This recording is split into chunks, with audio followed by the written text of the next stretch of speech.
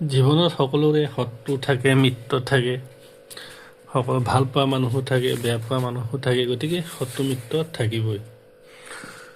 আৰু তাকে উদ্দেশ্য কৰি এতিয়া মই শত্ৰু দূৰীকৰণ যন্ত্ৰ এটা আপোনালোকক অলপ শিকাবলৈ বিচাৰিছোঁ। এই যন্ত্ৰটোৰ নাম হ'ল শত্ৰু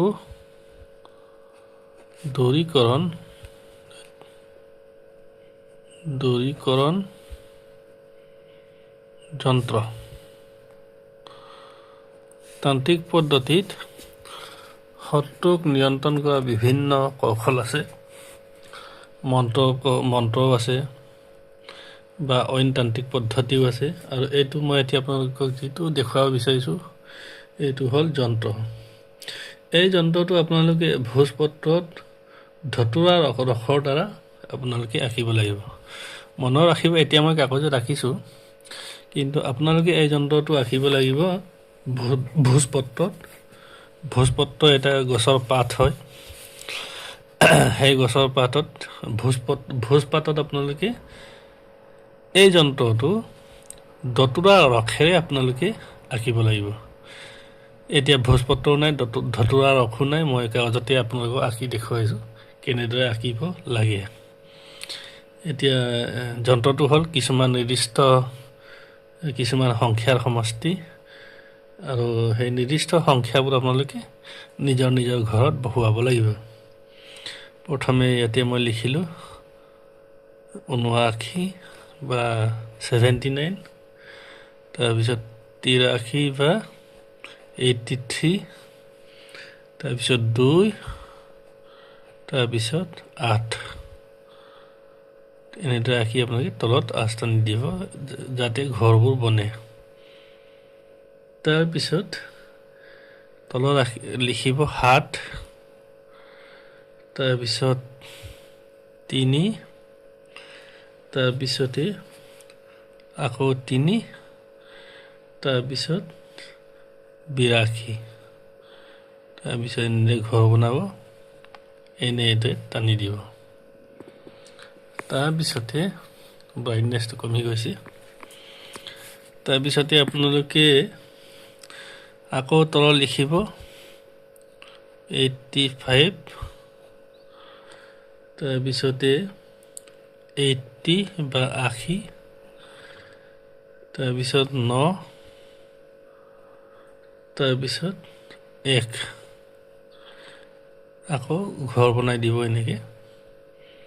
তাৰপিছতে আপোনালোকে আকৌ আঁকিব 4, তাৰপিছত 6 লিখিব, তাৰপিছতে 8 লিখিব, তাৰপিছতে 84 বা 84। এনেদৰে আপোনালোকে টানি দিব। আপোনালোকে মনত ৰাখিব, এইফালেও 4 ঘৰ হ'ব লাগিব, পথালিও 4 ঘৰ হ'ব লাগিব, দীঘেও 4 ঘৰ হ'ব লাগিব। এনেদৰে 4 ঘৰকৈ আপোনালোকে ঘৰবোৰ বনাই আপোনালোকে এই সংখ্যাবোৰ, নিৰ্দিষ্ট সংখ্যাবোৰ লিখি দিব। এইটো হ'ল 79, আকৌ এবাৰ কৈ দিছোঁ, 83, 2 আৰু 8, 7, 3, 3, 82, 85, 89, 1, 4, 6, 8 আৰু 84। এই সংখ্যাবোৰ এনেদৰে আপোনালোকে মই যেনেকৈ ইয়াতে লিখিছোঁ ঠিক তেনেদৰে একদম হাইলাখ হ'ব লাগিব, এজিটিছ হ'ব লাগিব, ছেইম টু ছেইম।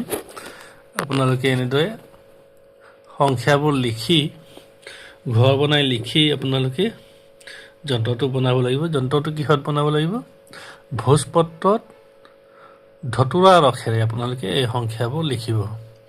ভোজপত্ৰটো আপোনালোকে পূজা সামগ্ৰীৰ দোকানত কিনিবলৈ পাব, কিন্তু তাত ডুপ্লিকেটো থাকে, অৰিজিনেলো থাকে। আপোনালোকে কিন্তু অৰিজিনেলটো বিচাৰিব লাগিব, আৰু অৰিজিনেলখনত লিখিলেহে আপোনালোকে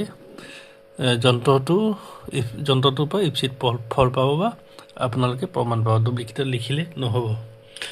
আৰু বেলেগ বস্তুৰে, বেলেগ সামগ্ৰীৰে লিখিলে কাম নহ'ব। চিয়াহী হিচাপে আপোনালোকে ধতুৰা ৰসে ব্যৱহাৰ কৰিব লাগিব। এনেদৰে ধতুৰা ৰসেৰে ভোজপত্ৰত লিখি উলিওৱাৰ পিছত আপোনালোকে এই যন্ত্ৰটো আগত ৰাখি ধূপ ধূনা চাকি জ্বলাই আপোনালোকে যন্ত্ৰটোক পূজা কৰিব লাগিব। যেনেদৰে আপোনালোকে পূজা কৰে আপোনালোকৰ নিজৰ ষ্টাইলতে পূজা কৰিব। যেনেদৰে আপোনালোকে ভগৱানক পূজা কৰে বা এটা প্ৰতিমা বা এখন ফটোত ভগৱানৰ ফটোত আপোনালোকে পূজা কৰে, ঠিক তেনেদৰে আপোনালোকে গা পা ধুই পূজা কৰিব। পূজা কৰাৰ পিছত আপোনালোকে এই যন্ত্ৰটো তাবিজত ভৰাব। তাবিজত ভৰাই তাৰপিছত ডিঙিত পিন্ধিব। মনত ৰাখিব, এইটো ডিঙিত পিন্ধা হয়, বেলেগ জেগাত পিন্ধিলে নহ'ব। এইটোক কয় হতু দুইখন যন্ত্ৰ। আৰু এনেদৰে এই যন্ত্ৰটো প্ৰস্তুত কৰি ভোজপত্ৰত ধতুৰা ৰসেৰে লিখি পূজা অৰ্চনা কৰি তাবিজত ভৰাই আপোনালোকে ডিঙিত ধাৰণ কৰিলে আপোনালোকৰ যিকোনো শত্ৰুৱে আপোনালোকৰ ওচৰ চাপিব নোৱাৰে। তেওঁ আপোনাৰ পৰা আঁতৰি থাকিব আৰু আপোনাৰ একো অহিত সাধন কৰিব নোৱাৰিব আৰু আপোনাৰ লগত শত্ৰুতা তেওঁলোকে কমাই দিব আৰু শত্ৰুতা কৰিবলৈ সাহ নকৰিব। ধন্যবাদ। ইমানেই।